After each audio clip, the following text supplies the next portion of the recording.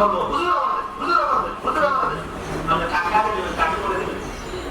যখন বলবেন যে যাদের লেখা সুন্দর হইতেছে না তাদেরকে আমি লিখে দিতেছি, যাদের লেখা সুন্দর হইতেছে তাদের লিখতে থাকেন, তাকে লিখে দিলেন না আমি পারি আমরা লিখে দেবেন।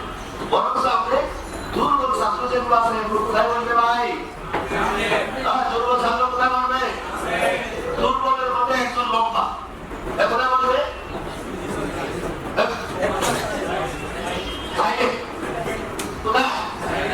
সবাই কি বলছে? সবাই ছাত্র বসানোর নিয়ম কি? প্রশ্ন করা হবে, উত্তর সঠিকভাবে দিয়ে সামনে বলবে দুর্বল ছাত্ররা, পিছনে বলবে ভালো ছাত্ররা। কথা বুঝতে সবক শুনবেন সামনে থেকে না পিছন থেকে? পিছন থেকে। এই আপনার দাঁড়ান, তারপর দাঁড়ান, তারপর দাঁড়ান, তারপর দাঁড়ান, সবাই যারা বসে স্কুলে পড়া হতে থাকবে ক্লাসে বসে। কথা বুঝতে এখানে কয়টা কাজ করলাম? দুইটা কাজ। কয়টা কাজ করলাম? এবং সেটা কাজ করা বলে এই দেখেন আপনার ছবি পড়ে আপনাদের দেখতে থাকেন। আলিফ আলিফ আলিফ আলিফ আলিফ আলিফ আপনাদের শ্রেণীর ডান দিক থেকে বাম দিকে সামনে আসেন। আপনাদের শ্রেণীর ডান দিক থেকে বাম দিকে সারিবদ্ধভাবে লিখতে থাকেন, পড়তে থাকেন। যাদের লেখা সুন্দর হইতেছে না তাদেরকে ইংরেজি বাংলা লিখতে থাকেন, পড়তে থাকেন।